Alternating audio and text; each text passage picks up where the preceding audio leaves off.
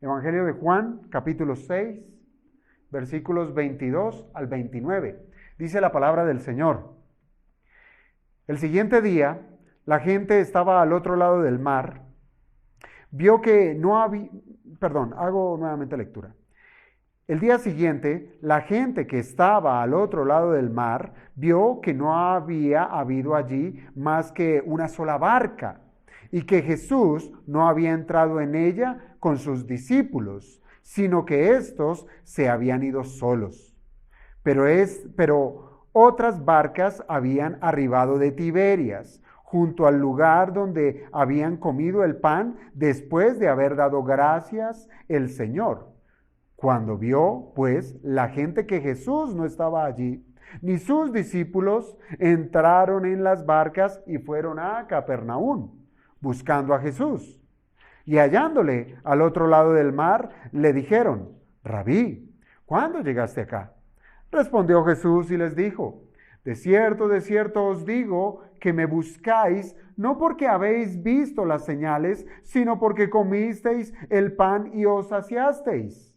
Trabajad, no por la comida que perece, sino por la comida que a vida eterna permanece, la cual el Hijo del Hombre os dará, porque a éste señaló Dios el Padre.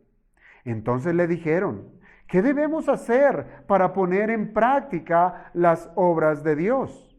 Respondió Jesús y les dijo: esta es la obra de Dios, que creáis en el que Él ha enviado. Amado Padre, te damos gracias, Señor, por este privilegio de podernos hoy traer delante de tu palabra, en la cual, Señor, venimos estudiando versículo a versículo, con el propósito, amado Dios, de no perder ningún detalle de lo que ocurrió cuando tu Hijo Jesucristo estuvo en la tierra. Así es que, Señor, te rogamos hoy que este tiempo de predicación sea de provecho, sea de ánimo, de exhortación, sea motivo de cambio, amado Padre, para que tu nombre sea glorificado. Te lo pedimos, oh Señor, orando en el nombre de Jesucristo. Amén. Amén. Podemos sentarnos, hermanos.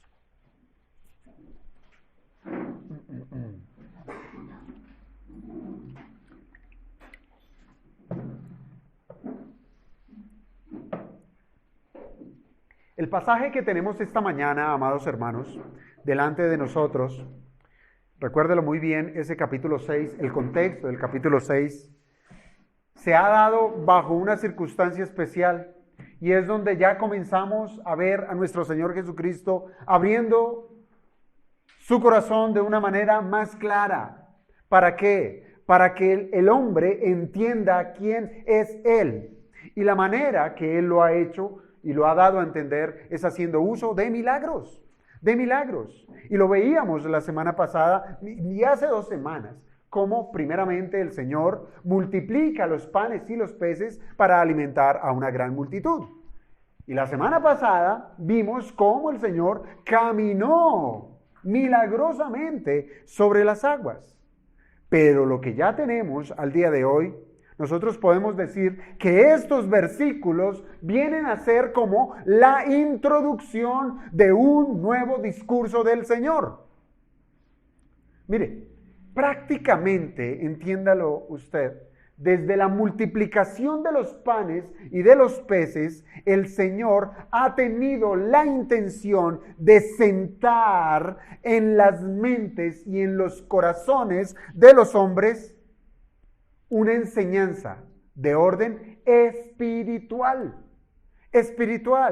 Así es que, como marco contextual, fue ese gran milagro que ocurrió en la ribera del mar de Galilea, donde el Señor Jesucristo hizo una manifestación de su poder, multiplicando panes, multiplicando peces para saciar, oígase bien, el hambre física de una gran multitud, incluyendo allí a sus discípulos.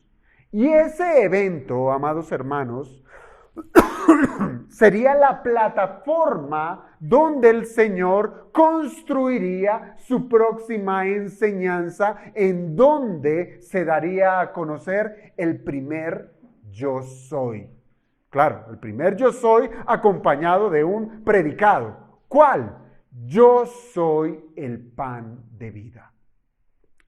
Así es que este nuevo discurso que va a dar el Señor se dio en un lugar específico, y esto es importante que lo entendamos. Se daría en Capernaum, más exactamente en una sinagoga, tal como nos los deja saber. Usted lo puede buscar allí en el mismo capítulo 6 de Juan, en el versículo 59. Ya terminado ese discurso, dice: estas cosas dijo en la sinagoga, enseñando en Capernaum. Así es que todo aquel, amado hermano, todo aquel que quiera saber de Jesús, tendría que buscar al Señor en ese lugar, allá en Capernaum. Hermanos, y piénselo de esta manera: es más que lógico que los discípulos se encontraran allí. Y esto es importante que lo entendamos. ¿Por qué? Porque si uno busca al Señor Jesucristo, pues es que va detrás de Él. E ir detrás de Él es procurar ser enseñado por el Maestro. Y esto es ser un discípulo. Por eso es más que lógico que los discípulos del Señor se encontraran donde el Señor estaba. Y si el Señor estaba en Capernaum, si el Señor estaba en una sinagoga, pues sus discípulos deberían estar allí, ¿cierto? ¿Dispuestos a qué? ¿A qué va un discípulo del Señor a buscar a Jesús? A escucharle, ¿cierto? A aprender, a estar en pos de sus enseñanzas. O yo pregunto, ¿o usted pensaría en otra posibilidad después de haber experimentado, en el caso de estos 12 discípulos que estuvieron en la barca, usted pensaría en otra posibilidad que después de ellos haber experimentado la soledad, de haber experimentado la furia de la tempestad, que se transformó después en gran sosiego, en confianza, cuando recibieron al Señor Jesucristo, ¿usted pensaría que estos hombres se irían a otro lugar que no fuera el estar al lado de su Maestro? Yo creo que no, yo creo que no. Y creo yo, amados hermanos, que después de semejante experiencia de los discípulos, y aún de nosotros, si hubiésemos experimentado, o quizás estamos experimentando, alguna tormenta, como lo hablábamos la semana pasada, después de una experiencia dura, jamás nadie quisiera separarse del Señor, ¿cierto? ¿O sí? Yo creo que no, yo creo que no. Hermanos, como discípulos del Señor, es nuestra misión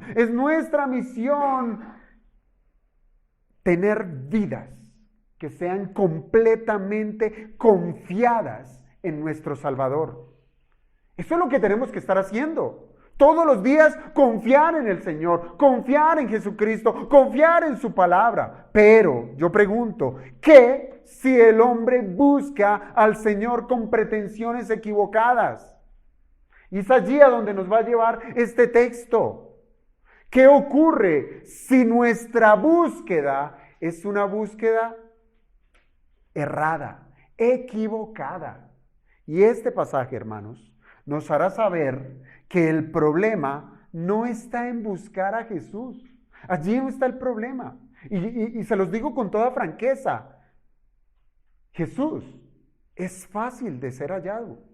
Es fácil de ser encontrado. Y esto lo digo ¿por qué? Porque siempre habrá quien predique a Jesucristo. Siempre. Siempre habrá quien dé testimonio de su nombre, que dé testimonio de sus obras, pero el dilema está en la manera en que la gente percibe al Señor Jesucristo para acercarse a Él. ¿De qué manera nos acercamos? ¿Qué estamos buscando en Él?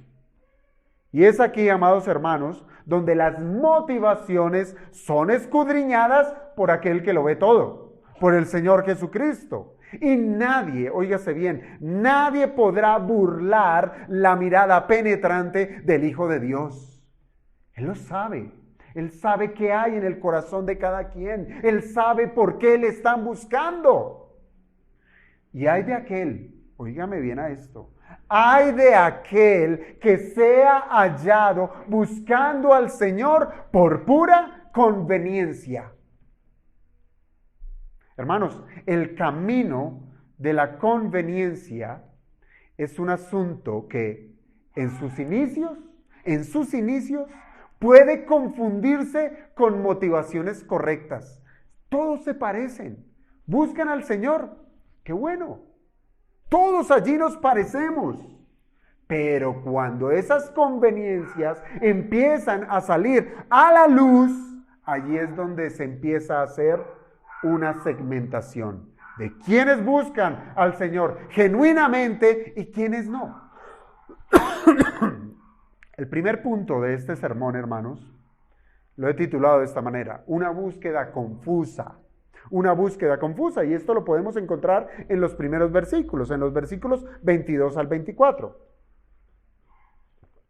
donde allí nos presenta prácticamente como el contexto de la situación, donde dice: el día siguiente la gente que estaba al otro lado del mar vio que no había habido allí más que una sola barca, y que Jesús no había entrado en ella con sus discípulos, sino que éstos se habían ido solos. Entonces, los que estaban allí sabían lo que estaba sucediendo, pero otras barcas habían arribado de Tiberias, junto al lugar donde habían comido el pan después de haber dado gracias el Señor.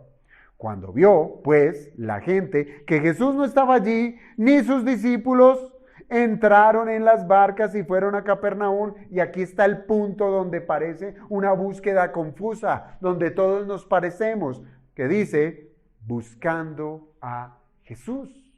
Estaban buscando a Jesús. Hermanos, aunque el Señor, fíjense en el contexto que nos presenta estos primeros versículos de nuestro pasaje, aunque el Señor se quedó para despedir a la multitud, que esto lo sabemos por textos anteriores, parece ser que muchas de las personas que estaban allí no se fueron. Se quedaron allí, prefirieron quedarse aquella noche en esa región, mientras que el Señor, nos había dicho el texto, había subido al monte a orar. Y se quedaron allí, expectantes, esperando a que el Señor bajara, querían buscarle. ¿Para qué se quedaban allí? ¿Por qué no se fueron a sus casas? Mire, la observación del versículo 22 nos deja saber que no había allí embarcaciones, ¿cierto? Ellos mismos habían visto que solo había una embarcación, y esa embarcación la habían utilizado ¿quiénes? Sus discípulos. Por tanto, ellos no tenían la manera de poder ser transportados a sus propias ciudades. No había manera de volver a sus hogares. Bueno, yo creo que esa sería una posibilidad, que no se fueron porque quedaron allí varados, ¿cierto? Quedaron varados y no les parecía seguro volver caminando de noche, como seguramente muchos de ellos llegaron el día anterior a ese lugar, ¿sí? Porque encontramos que muchos vinieron caminando por la orilla del mar de Galilea a encontrar al Señor, pero al estar de noche no creyeron que fuera seguro hacerlo. Pero además, hermanos, no podemos llegar a desestimar, recuerde usted, el ánimo agitado de la multitud que quería hacer de Jesús, ¿qué? Un rey, ¿cierto? Los ánimos estaban agitados, eso no lo podemos desestimar. Y como solo había una barca, la cual zarpó la noche anterior, solo con sus discípulos, y más el Señor no fue con ellos, pues podemos llegar a pensar que el motivo de quedarse esta gente esa noche era para asediar nuevamente al Señor, para buscarle, para tomarle, para hacerlo rey. Pero para sorpresa de ellos, no encontraron a Jesús. No lo encontraron.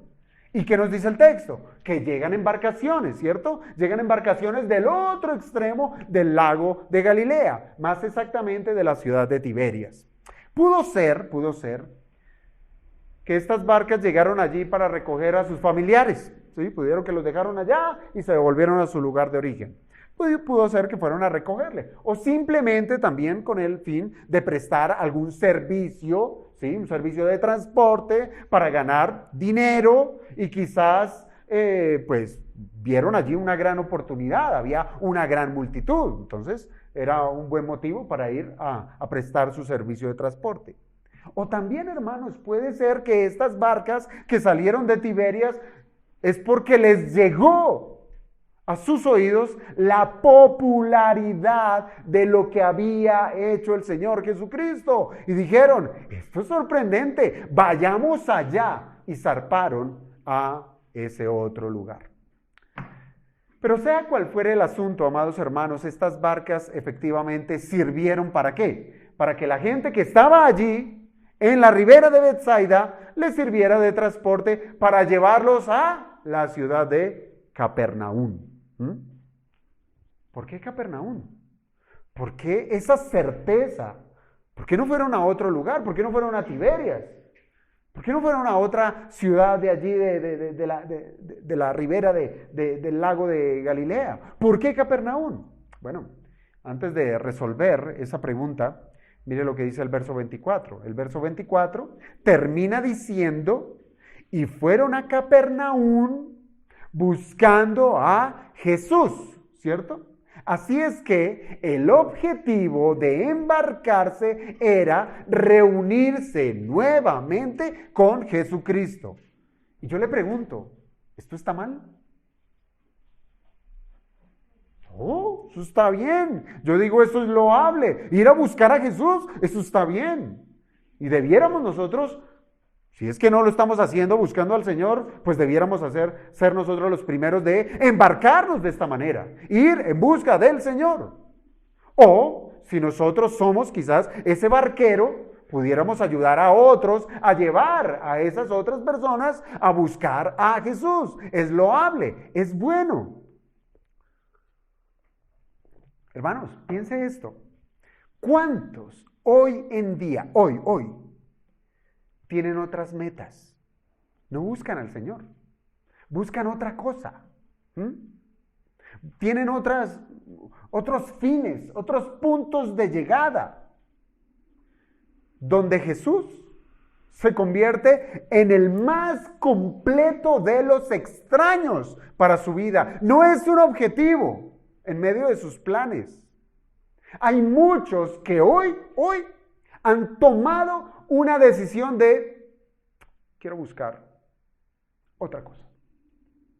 Trabajo, un hobby, descanso, quiero buscar riquezas, quiero buscar estar bien con mi familia, complacer a mis hijos, complacer a mi esposo, y tomaron un barco en la dirección incorrecta en lo que respecta a buscar al Señor.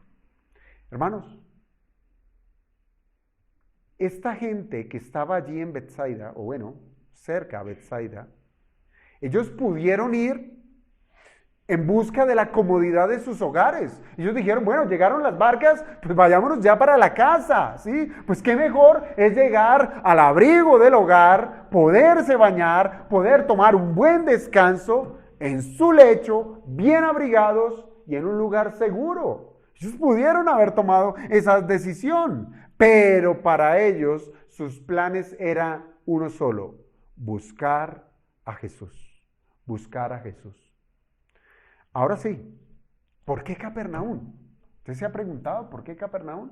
Bueno, Capernaum, si usted lo piensa, es una ciudad costera en la región de Galilea, en donde hoy, usted lo encuentra, es un lugar sumamente turístico, ¿sí? Sumamente turístico, y si usted puede, hágalo, y si quiere, lléveme, ¿sí? Y vamos y conocemos, ¿sí? Conocemos Capernaum.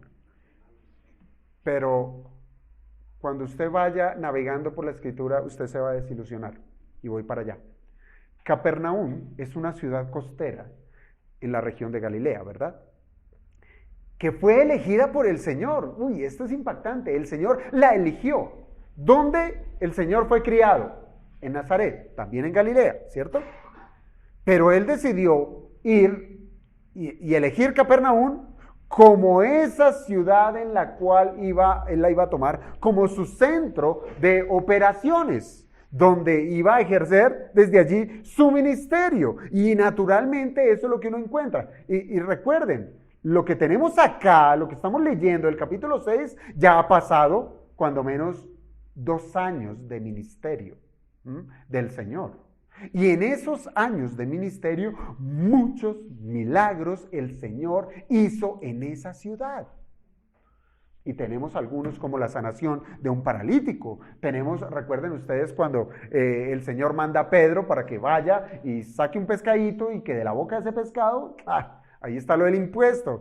¿Cuántos quisieran ese milagro, verdad? Y lo tenemos allí. Milagros que hizo el Señor, la liberación de un hombre que tenía un espíritu inmundo, la sanidad del hijo del centurión, una cantidad de maravillas que hizo el Señor. ¿En dónde? En Capernaum. ¿Por qué? Porque era su lugar de operaciones, donde su ministerio se ejercía de manera central. Hermanos, y por ser una ciudad importante, ya viéndolo desde la otra manera comercial y ubicada geográficamente, era una ciudad sumamente importante porque muchos comerciantes pasaban por allí, pues esto permitió que la fama del Señor fuera conocida por todas las regiones circundantes. Así es que el Señor fue conocido rápidamente por el resto de las regiones por estar en una ciudad en donde muchos llegaban y conocían y veían y fueron muchos de ellos testigos de los milagros del Señor. Pero llegamos a un punto en donde tan bendecida, tenga cuidado con esto, tan bendecida fue la ciudad de Capernaum que corrió el riesgo de hacerse más notoria la incredulidad de sus ocupantes, de sus ciudadanos.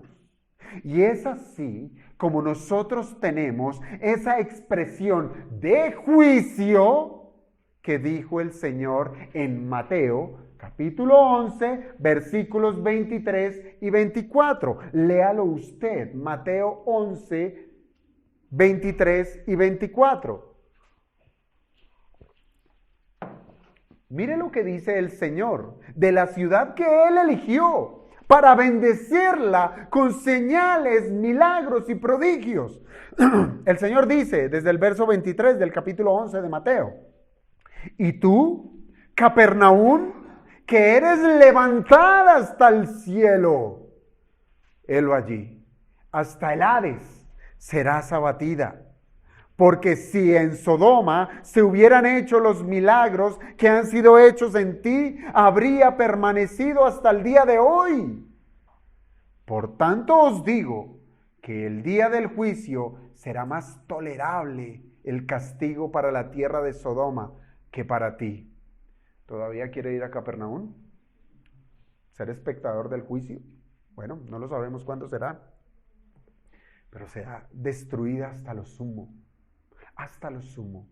Hermanos, pero el punto es que si la fama del Señor le precedía, como es verdad, no es de extrañar que esta gente que estaba al otro lado del lago y hubieran sido testigos de las sanidades que el Señor hizo en medio de ellos y de la multiplicación de la comida, no es de extrañar que ahora quisieran buscarle en el lugar donde muchos sabían dónde moraba el Señor. Sabían que era el Nazareno, pero ¿dónde moraba? En Capernaum. ¿Sí? Sabían dónde buscarle. Sabían que era en Capernaum. Ahora, piensen esto. Hay quienes han dicho que Capernaum significa ciudad de Nahum. Y espero que esto les diga mucho. ¿Sí? Es más, usted lo busca por allá en Google Maps y dice Capernaum. Capernaum. Por eso es una de las transliteraciones al español, decir Cafarnaún, ¿sí? Pero en la escritura nosotros, en nuestra Reina Valera, lo encontramos como Capernaum, ¿sí? Entonces, Cafarnaún, casa de Naún. Sí, ¿saben por qué, no? Qué bueno.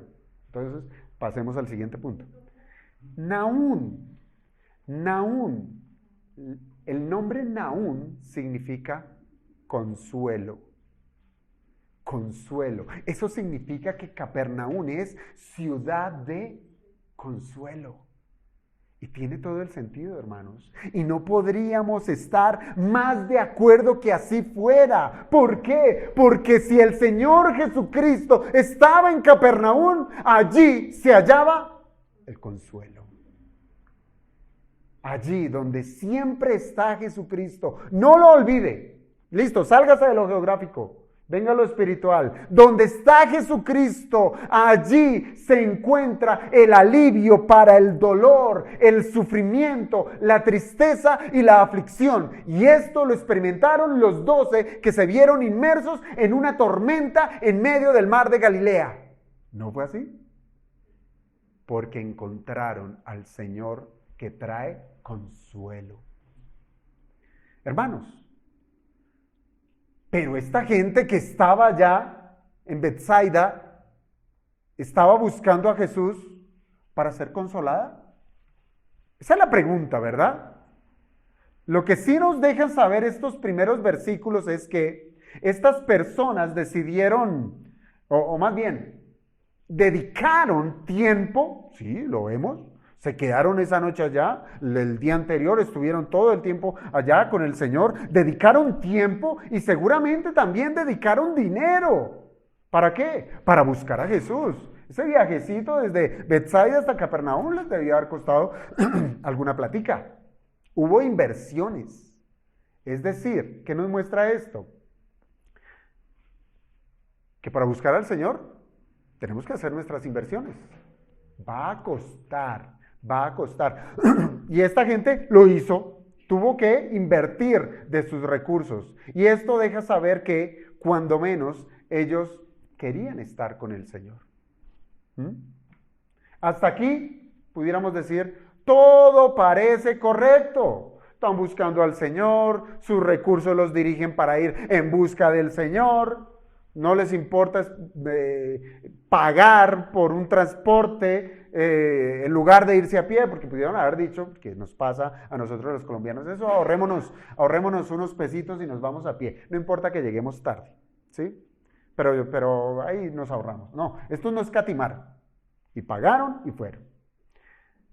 Parece correcto hasta aquí el asunto de la historia.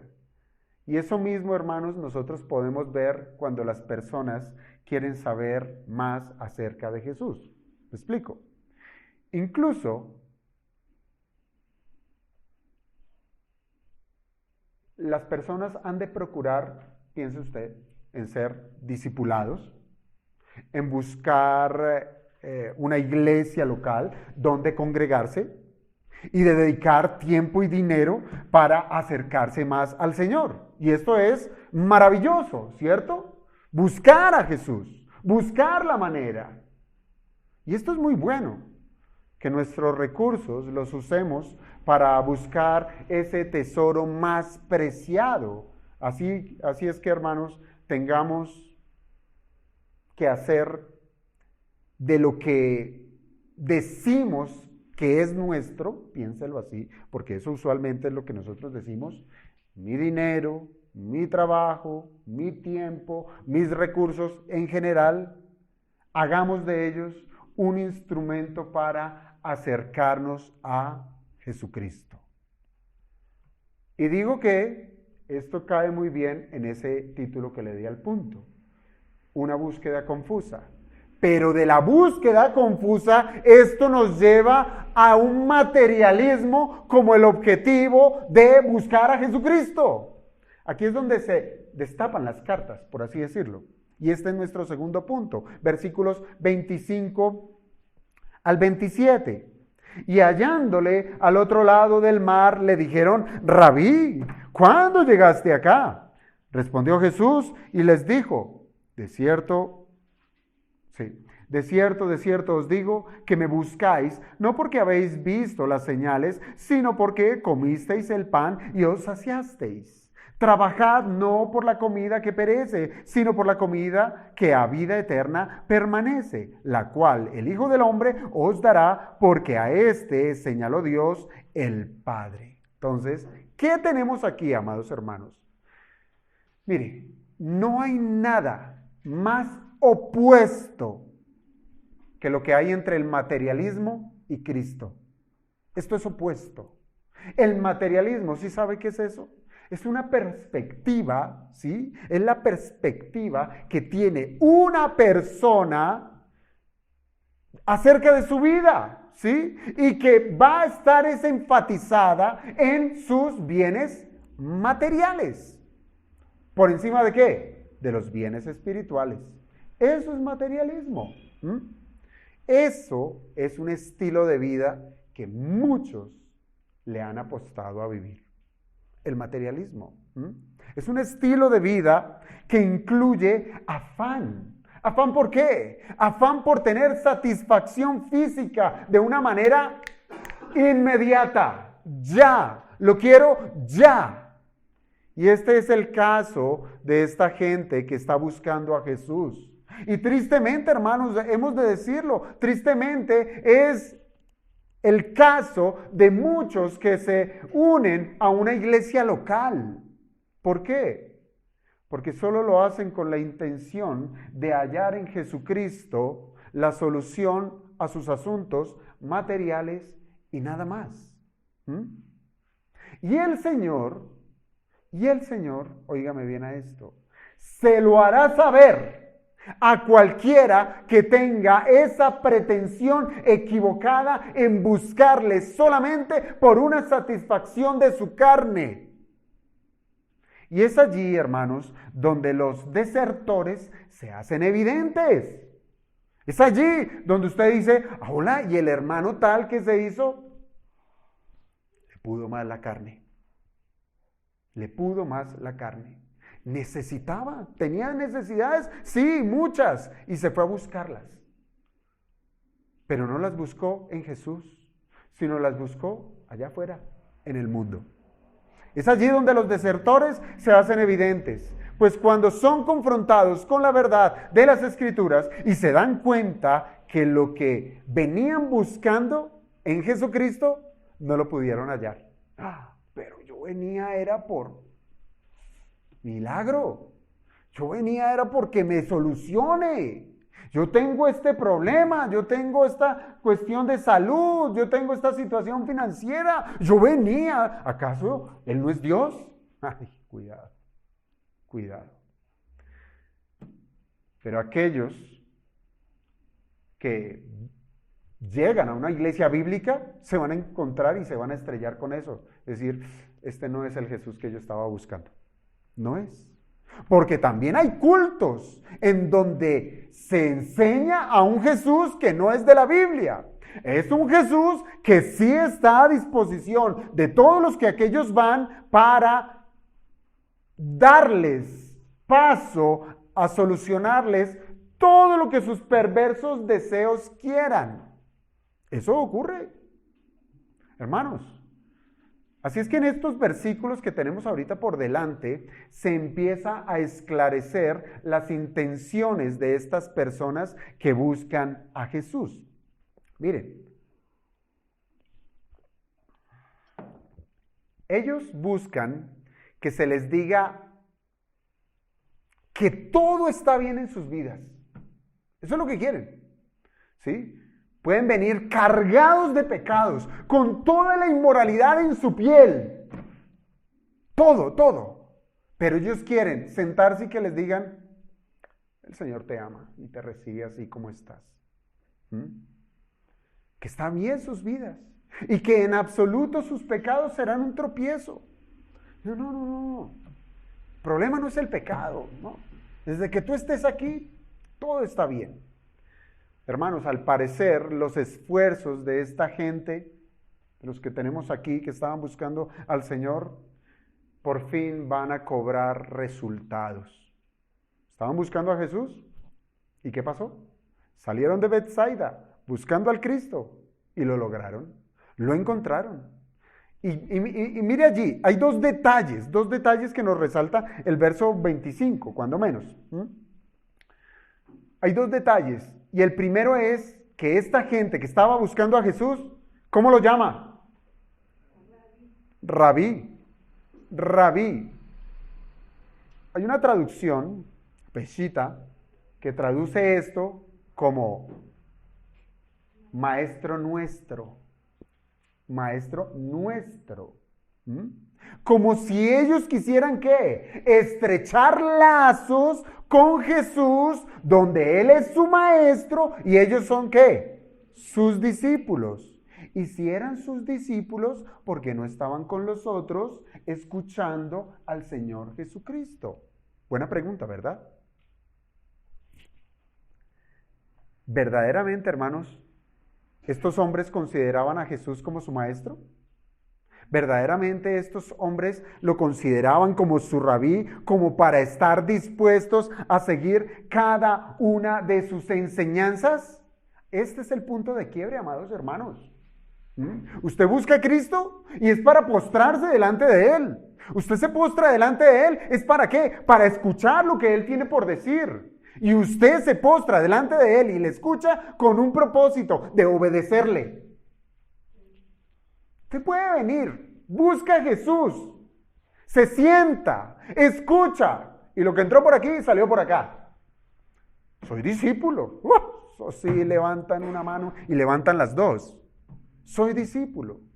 Hermanos, y esa pregunta debiéramos hacerla a nosotros mismos, ¿sí? Pudiéramos hacerla. Hermanos, nosotros nos congregamos, nosotros leemos la Biblia, nosotros participamos de cuantos estudios podamos hacer sobre el Señor, pero ¿en verdad consideramos que su palabra es ley para nosotros?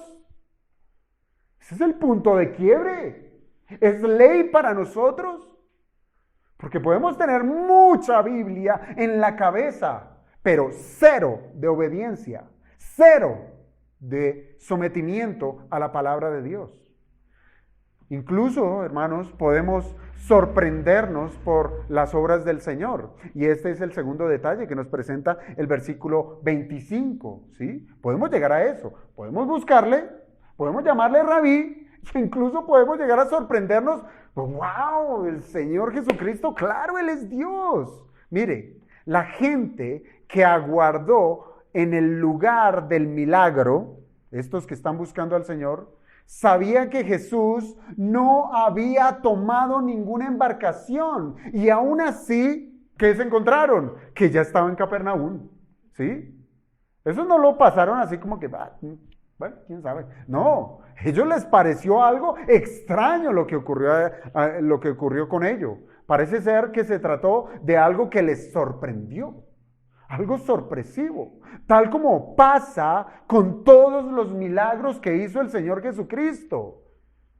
Un milagro siempre que va a producir asombro, ¿o no? Y uno se asombra incluso hasta de los falsos milagros, ¿verdad? Y a uno lo confrontan, a decir, ay, pero mire, allá se les tiró el brazo y ya era estéril y resultó embarazada, pero no sabe de quién es el papá. Bueno, eso es otra cosa. Y uno se asombra. Y esto ya nos lo había dejado saber Juan en el capítulo 2, en los versos 23 y 24. Cuando dice, muchos creyeron en su nombre. ¿Cuándo? Cuando el Señor fue por primera vez a Jerusalén, a la fiesta de la Pascua, hizo señales. Muchos creyeron en su nombre viendo las señales que hacía. Y el verso 24 dice, pero Jesús mismo no se fiaba de ellos. ¿Qué podemos decir? Que sí, buscaban al Señor, escuchaban al Señor, se fascinaban por las cosas que hacía el Señor, pero en lo que respecta a esto, en lugar de Jesús responder a su pregunta, que hubiese sido lo más natural, estos dicen, ¿cuándo llegaste acá? El Señor decide no responderles, no le responde. Y esto es de tenerlo muy en cuenta. ¿Por qué? Porque en lugar de responderles, lo que hace el Señor es reprenderles. Y ese es otro pedazo que al hombre no le gusta. Ah, no. Yo vine por gracia. Yo vine por amor. Y ahora que usted venga y me diga que soy pecador, uy, no. Eso no. Permiso. Me voy a buscar una iglesia donde sí me amen. Pero mírelo, allí está. El Señor no responde, dirán, uy, no, Señor, ¿cómo es posible? Me dejó con la pregunta en la boca y no fue capaz ni siquiera de responderme. Y ahora, ¿me va a cuestionar? ¿Me va a reprender? Sí, eso hace el Señor. Hermanos, pues eso es lo que pasa cuando nos encontramos frente a algún texto de las Escrituras. Mire, muchas veces de una manera desconsiderada o de una manera en donde alguna vez un predicador decía, donde alguna vez el hombre quiere santificar sus pecados, ¿sí? Porque eso es lo que quieren, ¿sí? Que le digan, no, eso no es pecado, no, eso está bien, eso es una faltica comparado con otras cosas, no, eso no hay lío. Pero cuando uno va con ese corazón frente a un texto de las Escrituras, que uno quisiera que ese texto funcionara a nuestro favor y bendijera nuestro estilo de vida, pero cuando ese texto es explicado conforme a la verdad, ese pasaje, en lugar de alentar a la persona, de alentar su condición, pues ¿en qué se convierte? Se convierte en una exhortación para que cambie.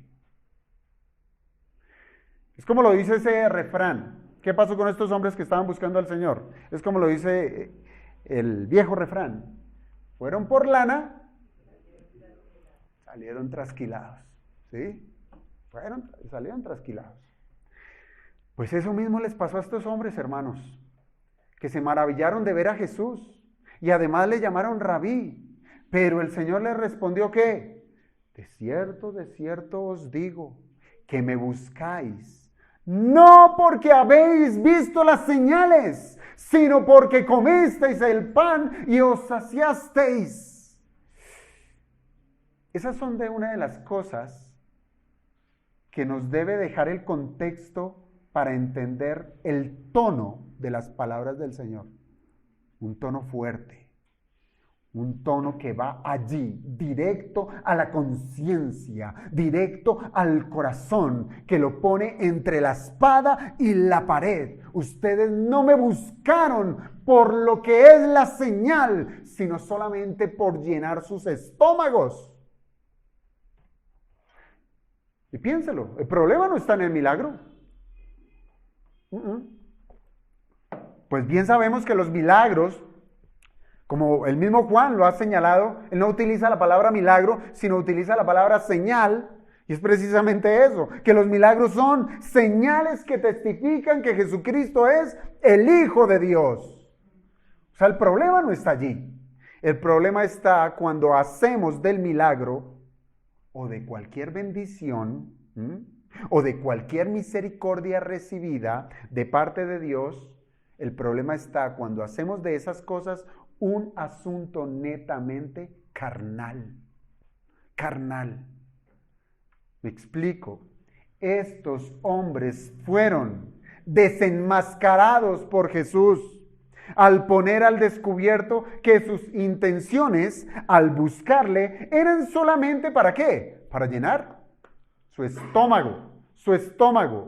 Y aunque el Señor enfatizó, o más bien, no fue el único evento, sino en muchos otros eventos, el Señor satisfizo muchas de las necesidades físicas de los hombres en esta tierra. Hermanos, la labor de Jesucristo, de nuestro Señor, estaba enfocada en llenar los corazones de los hombres con la fe que salva las almas de la condenación eterna. Esa era su misión. Él vino a este mundo, ¿a qué? A salvar a su pueblo. A salvar a su pueblo. Es por eso, hermanos, que ese tipo de evangelismo, lo que se conoce como el evangelismo social, puede desvirtuar el verdadero fin del Evangelio. ¿Y esto es por qué? Porque muchos pueden ver que el reino de Dios sí se trata de ¿qué? De comida y de bebida. Mire, el evangelismo social, eso es lo que hace, buscar enganchar a la gente, pues primeramente resolviendo situaciones físicas, comida, alimento, techo, cosas así. Y ya con eso ellos, en su genialidad, dicen, con esto ya los ablandamos. ¿Sí? Le echamos una manito al poderoso evangelio de Dios para que ya así ablandaditos reciban la persona del Señor Jesucristo. Y esto no es así.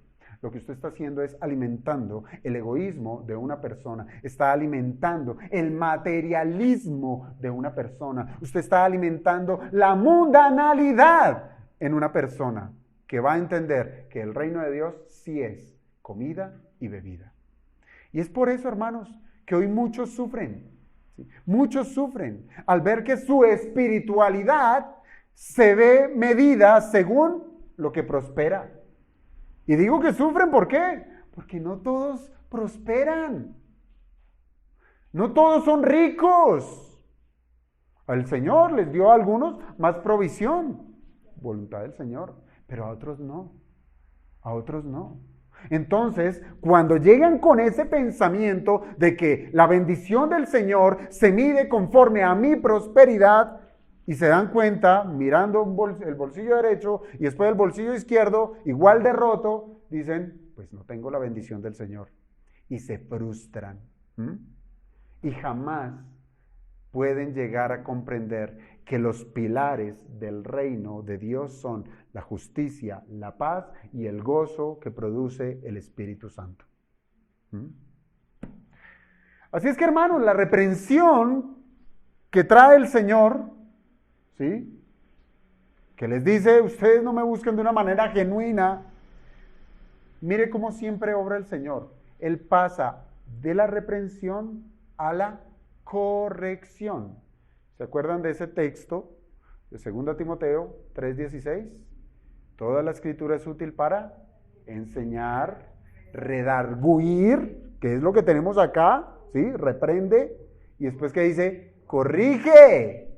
Y eso es lo que está haciendo el Señor, consecuente a su palabra. Ahora lo que hace es corregir, pasa de la reprensión a la corrección. Y esto es cuando les dice, no trabajen por la comida que perece, sino por la comida que a vida eterna permanece. Esto es corregir. Entonces lo están haciendo mal. Venga, les digo cómo es. Háganlo bien. Ahora, no vaya a entender, óigame bien a esto, no vaya a entender que el Señor está desalentando el trabajo, ¿sí? No trabajen por la comida que perece. Pues sí, entonces ¿para qué me va a desgastar en esta vida trabajando por llevar el pan, la papa, la carne a la casa? No. Que me vea el Señor metido 7 días, 24 horas en la iglesia, ¿sí? Trabajar es por la comida que no perece. No entienda eso. El Señor no está desalentando el trabajo. El Señor no está avivando la ociosidad, la pereza, la irresponsabilidad. No. Fíjese que el mismo Señor en su palabra, Él ha ordenado que la humanidad ocupe su vida en el trabajo. ¿Cuánto tiempo? 6 días de la semana trabajará el hombre. Trabajará el hombre. Y nos quejamos. Bueno, pero el contexto, hermanos, de esta corrección que da el Señor, tiene que ver, cuando habla de trabajo, tiene que ver con 2 cosas en particular, con el esfuerzo y con el empeño. Eso es trabajo, ¿cierto? Y lo que quiere el Señor es que enfoquemos el esfuerzo y el empeño en aquellas cosas que son importantes, que son realmente importantes. Yo le pregunto, ¿sí sabe que muchos pueden llegar a esforzarse y trabajar duramente, pero toda su labor resulta en un desacierto. No generan valor. No, pero es que yo he trabajado y esto, y bueno, ¿cuál ha sido su fruto? Nada. Y hay muchos que se desgastan, que se esfuerzan, que se empeñan en una labor y no generan valor. Este es el caso de los malintencionados, ¿sabía usted? Este es el caso de los malintencionados, de los que buscan que sus manos sean provisionadas con el favor de Dios, se esfuerzan y luchan por tener comodidad en este mundo, pero cuando el Señor quiere alimentar sus almas, ¿qué pasa? Qué pena, Señor, estoy ocupado, y pierden cualquier interés, pues su deseo está ¿en dónde? Las cosas de esta tierra que será consumida por el fuego. ¿Dónde estamos sembrando, hermanos? ¿Dónde estamos sembrando? Una vez un pastor lo decía en un sermón. Decía, es como si nos pusiéramos de acuerdo de irnos a acampar en X parte. ¿Aquí dónde podemos acampar en Zipaquirá? En el Neusa. Nos vamos para el Neusa a acampar. ¿Listo? Y vamos a pasar un rato y vamos a estar chévere. Vamos a tener compañerismo. ¿Listo? Y cada quien lleva su carpa y arma su carpa y prendieron ahí, hicieron su comida, lo que sea. Pero hubo un hermano que se llevó una carretillada de ladrillos y bultos de cemento y herramientas y empezó allí a construir. Y los demás, bueno, mi hermano, ¿y usted qué está haciendo? Yo, no, pues vamos a pasarla bien acá y necesitamos estar seguros y esto, Y la moraleja es que estamos de paso. Pues tenemos que ir. Se recojan lo que esto y ¿usted qué va a hacer? Pues quedar ahí, alquilado, ¿cierto? Y eso es lo que pasa, amados hermanos, materialismo. Y ahí es donde debemos sacar nuevamente nuestra balanza, ¿sí? Una balanza. Y ponga en esa balanza, en un lado, la comida que perece, y al otro lado ponga la comida que a vida eterna permanece. Póngalas. Va. Por un lado, ¿qué encuentra usted?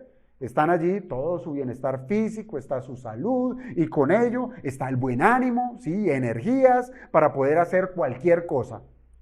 Y por el otro lado está lo necesario para nutrir su relación con Dios. ¿Dónde está pesando más en su vida su balanza?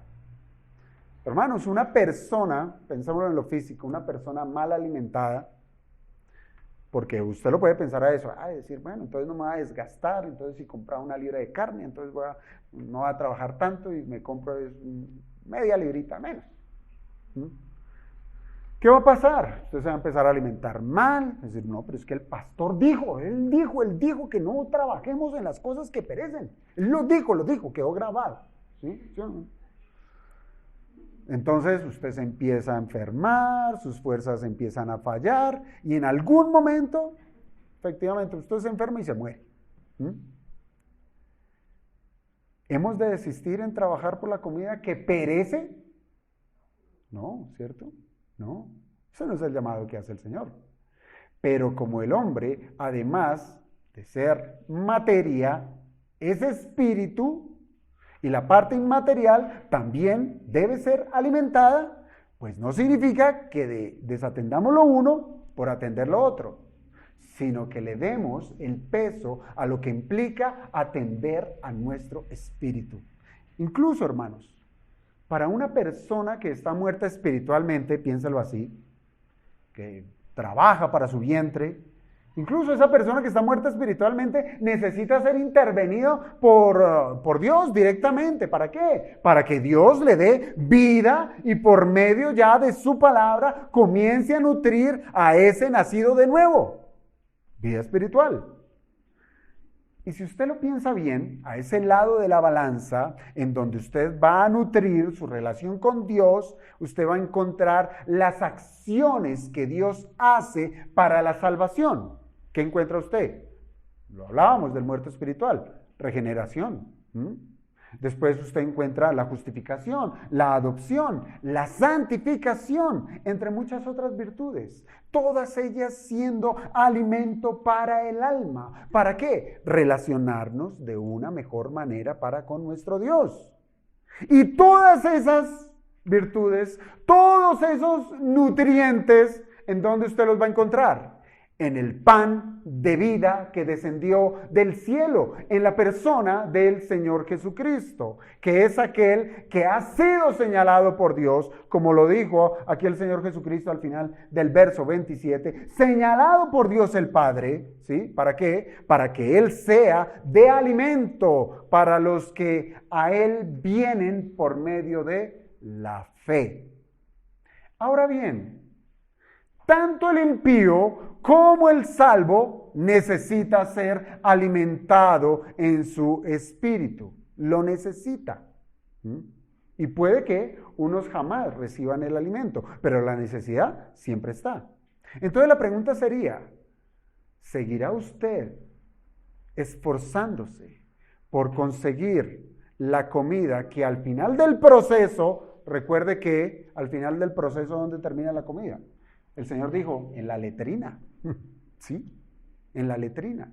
Y que solo le va a favorecer de manera temporal.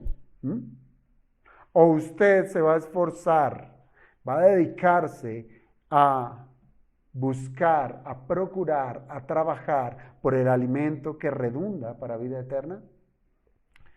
¿Cómo respondemos esta pregunta? Bueno, como termina esta porción de la Escritura. Y es resolviendo la pregunta, ¿en qué consiste ese trabajo? Y es lo que tenemos en los versículos 28 y 29. Dice, entonces le dijeron, sí, claro, quedaron ahí contra la pared. Dijeron, bueno, nos mandas a que debemos trabajar, pero fíjese que estos pareciera que no se sintieron aludidos por la acusación que el Señor les hizo de, oiga, ustedes están buscándome es por lo que les doy, físicamente, pero jamás me han preguntado qué les puedo dar para su alma. Y mire la pregunta que hacen en el verso 28. Entonces le dijeron, ¿qué debemos hacer para poner en práctica las obras de Dios? Y el verso 29, respondió Jesús y les dijo, esta es la obra de Dios, que creáis en el que Él ha enviado. Entonces, claro que el Señor está dando no una posibilidad, si usted quiere, es una orden. Es una orden. El Señor está dando una orden de que debemos trabajar. Y esto puede entenderse como, ¿qué es trabajar? Es hacer una obra, ¿cierto? Eso es trabajar. Y ya sea producir, sea comercializar, sea invertir, lo que sea. Es hacer algo, eso es trabajar. Que produzca valor, eso es trabajar. Pero el énfasis, hermanos, hemos de ponerlo en lo que implica trabajar, y es estar dedicado a algo. Como les decía previamente, esto implica esfuerzo, esto implica empeño. A eso es a lo que está apuntando el Señor. Y ahora, y ante una mente terrenal como la nuestra, nosotros podemos vernos identificados con la pregunta que hicieron estos hombres. ¿Qué debemos hacer entonces? Nos mandas a trabajar, entonces, ¿qué debemos hacer para poner en práctica las obras de Dios? Y a primera vista, hermanos, la pregunta pareciera correcta, ¿cierto? Nos manda a trabajar, pues entonces dinos qué hay que hacer. Pero, desde la perspectiva de un judío, ¿sí?, que han sido muy bien ejercitados por los fariseos, alcanzar la salvación, y no solamente a los fariseos, sino aún desde el Antiguo Testamento, los judíos todos lo entendieron mal. Ellos entendieron que alcanzar la salvación tiene que ver ¿con qué? Con obedecer la ley de Dios.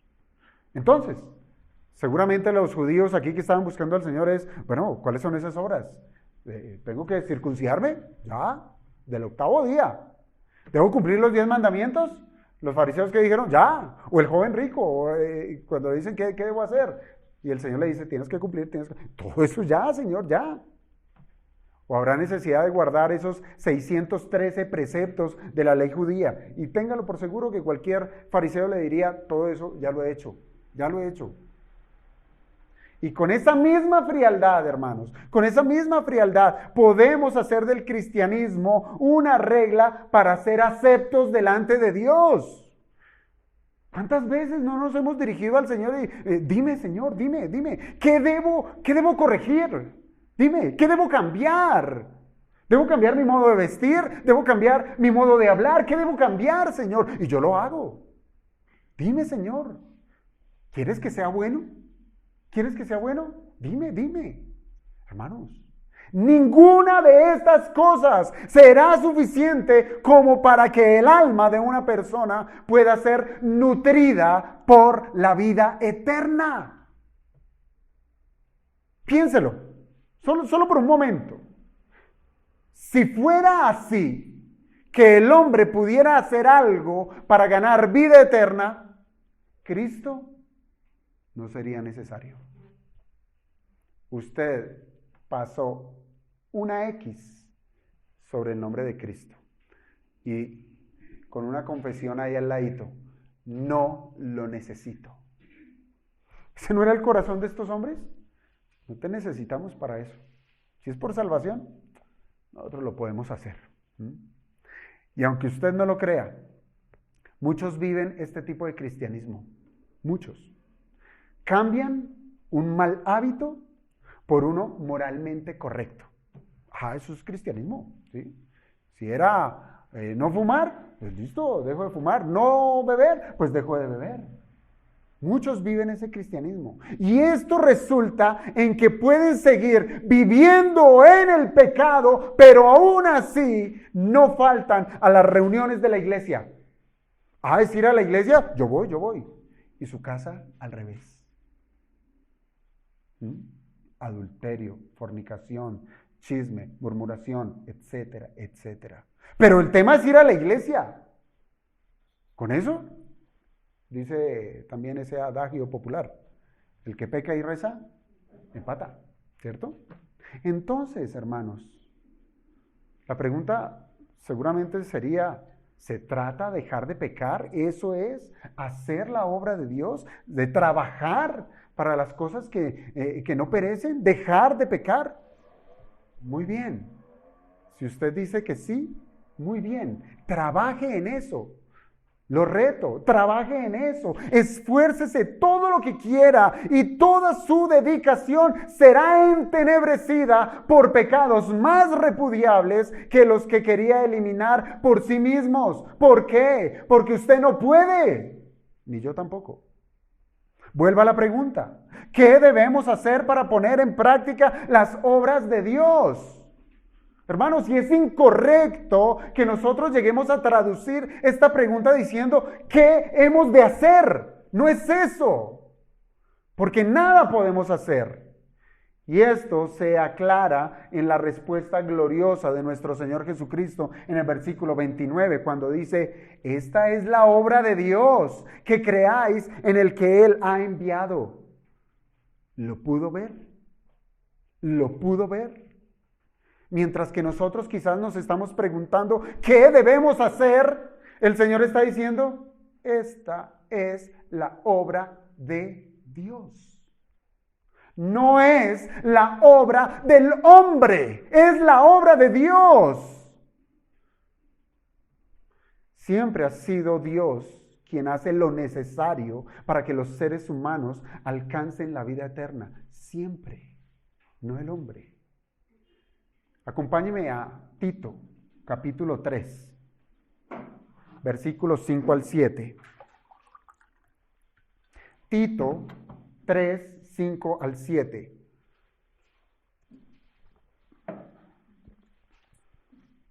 Dice la Escritura,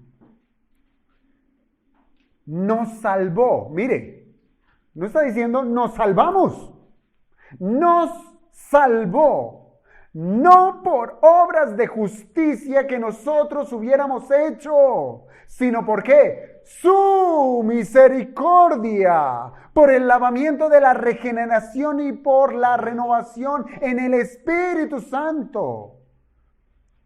el cual derramó en nosotros abundantemente por Jesucristo nuestro Salvador, para que justificados por su gracia viniésemos a ser herederos conforme a la esperanza de la vida eterna. Así es que, amado hermano, todo el trabajo ha sido de Dios. Todo. Tan solo nosotros hemos sido receptores de su bendición. Pero ahora yo creo que usted es muy ágil y se estará preguntando, si la obra es de Dios,